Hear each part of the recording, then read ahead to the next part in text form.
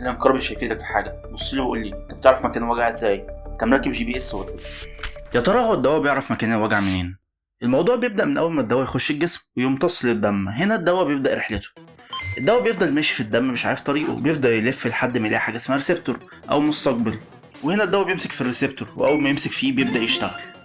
الدواء والريسبتور بيشتغلوا زي القفل والمفتاح، ما ينفعش أي دواء يشتغل عليه ريسبتور كده وخلاص، وكل ريسبتور منهم ليه التأثير بتاعه. في مثلا ريسبتور لو الدواء مسك فيه يقلل الضغط، واحد تاني يخفف الوجع، وغيرهم كتير.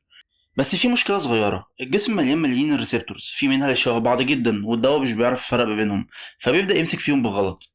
المسكن مثلا بيخش الجسم وبيلاقي في وشه مستقبلات في المعدة شبه بتاعة القلم بالظبط، فبيمسك فيها وبيقلل افرازات الطبقة الواقية للمعدة، وده اللي بيسبب وجع المعدة.